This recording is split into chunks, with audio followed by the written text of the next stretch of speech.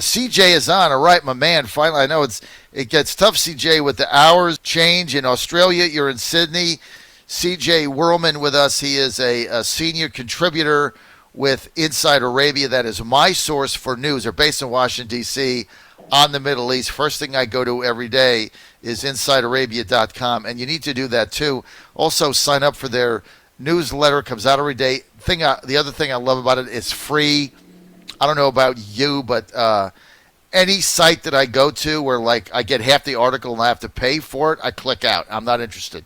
Right? They got enough ads on there and everything else. I'm not going to pay for that. It's too many options.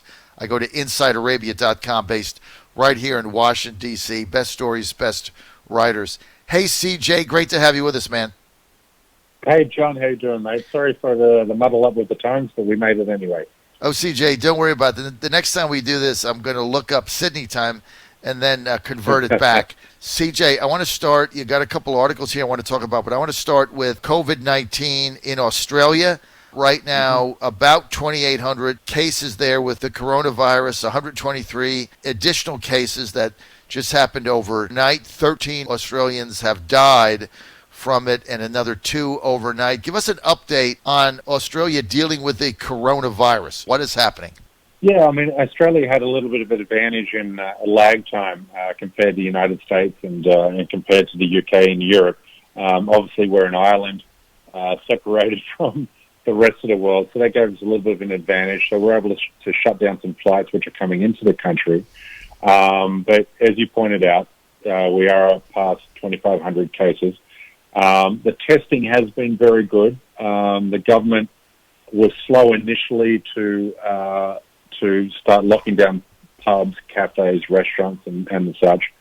They've done that now. We'll know in the next 2 weeks if their efforts have been successful in flattening out the curve. But a new report came out today which really paints a clear picture of where we're at compared to other countries.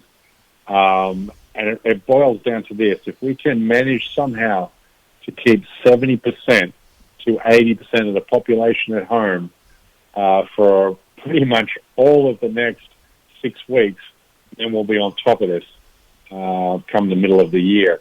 If we don't, then we're looking at a crisis which extends probably late into the year and early into 2021. The government says if they can get a handle on this over the next 6 weeks, which would be, this is what, March 25th. You're talking about May 15th, middle of May, somewhere in there. But what I always ask everybody, and I don't get an answer, right? The first metric we got was from President Trump in the form of a date, who said, I'd like to get things back opened by Easter Monday. Okay, that's called a metric. That's a date certain.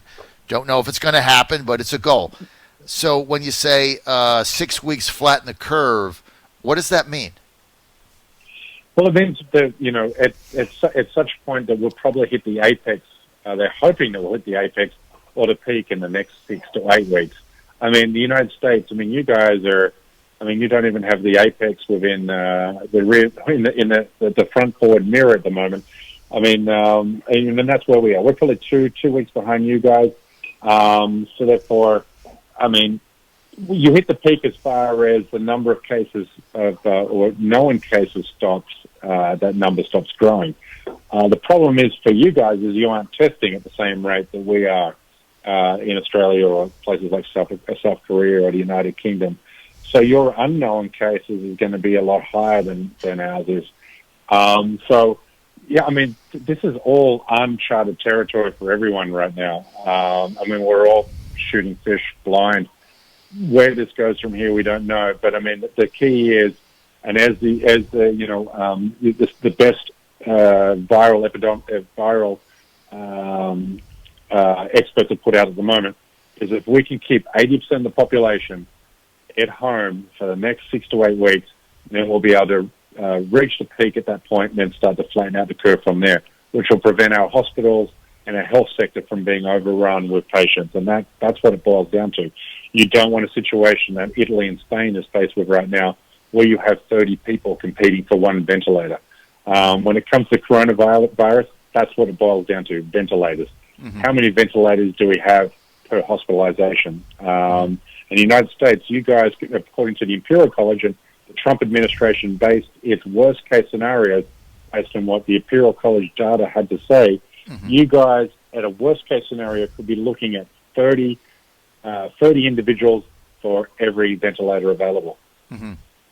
Under the worst-case scenario, the modeling they did with both China and Italy, right?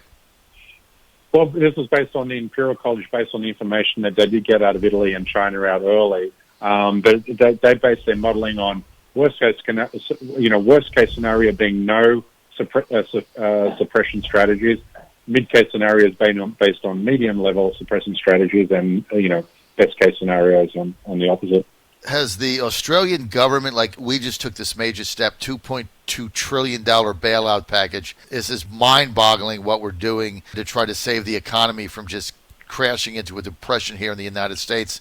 C.J. Werleman in Australia, in Sydney. Is the Australian government looking at anything similar to what we just did? Yeah, we've already passed a stimulus package, but what you'll find, the difference between New Zealand, Australia, and the UK response is our response is more geared towards propping up the lowest common denominator, so propping up workers. So in the United Kingdom, 80%, workers' salaries have been guaranteed up to 80%, a maximum, I think, of £2,500 per month. So therefore, over the next 3 months, if you lose your job because of coronavirus, you're going to be paid up to £2,500 per month during that period. In New Zealand, displaced workers, because of the coronavirus, are going to be paid up to $600 per week. In the United States, you're looking at one payment, that's it, of $1,200 for the average American. So most of the stimulus is geared towards corporations. The same corporations that benefited from the bailout in 2008.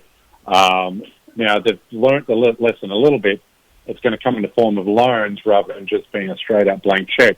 So it's going to prevent, shareholders or boards from just buying their stock and artificially inflating their stock prices going forward.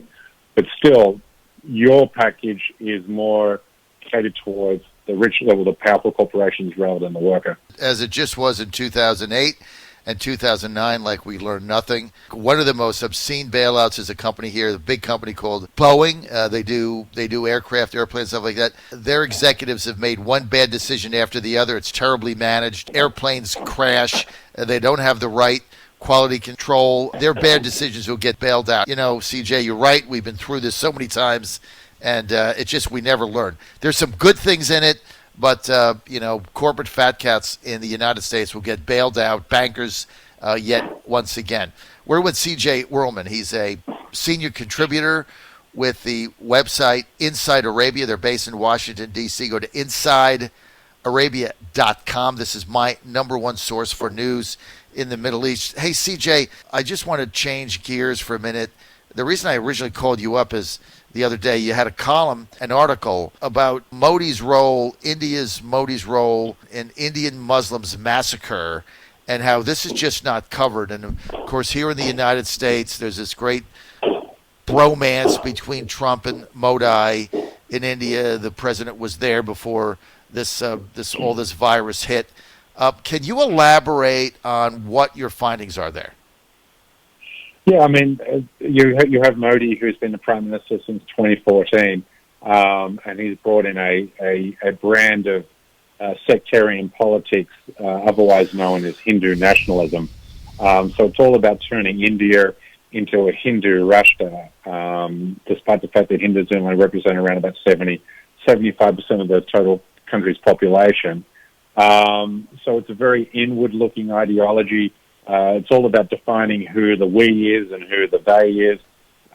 In this case, the prime target insofar as the they is Muslims, but also Christians, Dalits, and Buddhists. They either want to, their ambition is to make life as difficult as possible as it can be for non-Hindus, to force them into a decision to either leave the country or worse. Now, we saw the worst play out on August 24th, on the day that Trump visited India and gave that speech at the stadium in New Delhi. We had the worst sectarian violence. And when I say sectarian violence, that's a euphemism. It really was an anti-Muslim pogrom where Muslim, the predominantly Muslim neighborhoods of the city were targeted by Modi radicalized terrorists. Muslims were burnt alive. Their mosques, their shops were completely destroyed. This is, Hindus, there's radicalized Hindus chanting Jai Shri Ram through the city. This has been boiling under the surface for some time because of Modi's politics. India finds itself teetering on the edge of genocide. Gregory Stanton, who wrote the 10 Steps to Genocide, lists India at stage number 8, just before basically extermination, and that's where India is today. So what you're saying, C.J. Werleman, is that Prime Minister Modi of India, are you saying that his brand of Hindu nationalism, which has been celebrated by many Trump supporters in the United States as Indian nationalism, not Hindu nationalism, are you saying that that is now going down the path of potential genocide in India? Is that what I heard? Yeah, absolutely. I mean, these Hindu nationalists, people in Modi's deputies, and including Modi himself, when Modi was the chief minister of Gujarat, one of India's largest states, during his reign, the textbooks were basically written to sympathize the Nazi Holocaust. So the people that provide the ruling party, BJP, which is RSS. RSS is basically the world's largest paramilitary organization. They're Hindutva. They're Sandhi radicalized they basically pervert Hindu religion the same way ISIS perverts the Islamic religion. They want to turn India into a Hindu Rashtra. Sorry, I forgot the point I was going with that. Sorry, your question came back to. So Modi. So these guys, these are Hitler worshippers. When you go through certain parts of cities in India, you'll see chain restaurants, Hitler hamburgers, Hitler t-shirt shops, Hitler bowling alleys. It's bizarre. I mean, it's not bizarre. It's shocking that somebody who carried out the world's worst religious genocide in the 20th century is revered by these radicals, and these radicals hold the levers to government in the world's largest democracy. You're on the John Fredericks Radio Network, Trucking the Truth Across America. We are with C.J. Werleman. C.J. is a senior writer and contributor for Inside Arabia, which is my go-to site for news in the Middle East, which I cover, and Arabia. Go to InsideArabia.com. They're based in Washington, D.C. You don't have to pay to subscribe, which I like, but I can't stand those things.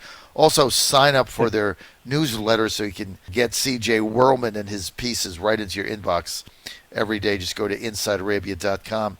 CJ, so what you're saying here, and this is pretty devastating commentary you're giving, what you're saying is the celebration in America of Prime Minister Modi's brand of nationalism in India is misplaced because it's not Indian nationalism. You're saying it's Hindu nationalism, so it's based on religion, not on nationality.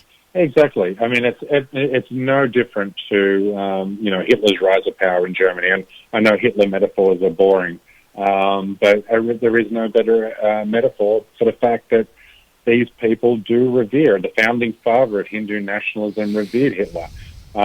Textbooks throughout India revere the Nazi ideology because they see that as something that they can mirror in India, where they can exterminate or ethnically cleanse non-Hindus and turn into a Hindu exclusive state, the same way Germany wanted to make it an Aryan nation. These ideologies are, even two sides of the same coin. Why is that not covered in the U.S.? I mean, in the UAE, which they put out a lot of fake news, anybody's ever been there, it makes the U.S. fake news look like a clown show. I mean, they're the expert. I mean, everything they put out is fake. I mean, it's like almost, you go to the UAE, you read any of their stuff in English, it's like reading The Onion. They just make up stuff. Yes, the UAE's newspaper, the Gulf News, as you said in your article, they had an op-ed that said, stop blaming Modi for Delhi riots and all the things evil in India. Why is the UAE and other Arab states like that on the side of Modi when they're Muslim nations not getting a fair shake there, to put it mildly? Yeah, this is an interesting dynamic, and probably comes as a surprise to, I guess, many of your listeners. In America, we like to think of the Muslim world as this monolith, that they all think the same, they all have the same ideology, and they all have the same aspirations, when nothing can be further from the truth. In fact, and I'll say this unequivocally, Trump has been very hostile to Muslims, but he has been less hostile to many parts of the Muslim world than actually Muslim countries have been. I mean, when India has forsaken its democratic values and put in its repressive measures in Kashmir, the U.S. has spoken out about it, but not the Muslim world. They've sided with India. When China has put upwards of 3 million Muslims in Xinjiang in concentration camps, Trump and his administration have spoken out about that, but not the Muslim world. And the same thing is happening in Myanmar. In fact, the Muslim world is being complicit in these genocides and these campaigns of ethnic cleansing because their economies are totally intertwined with these powerful Asian states. Saudi Arabia and UAE, India is one of their biggest oil clients, and therefore that's why they don't speak out about Kashmir. China is one of its biggest trading partners, therefore they don't speak out about these Muslim concentration camps in Xinjiang. Whereas the U.S. has more of an adversarial relationship with China in particular. With India, it's a more complex kind of relationship. But the point remains that the U.S., which has been hostile to Muslims since 2001, has been a bigger ally to a lot of these Muslim causes than actually Muslim countries.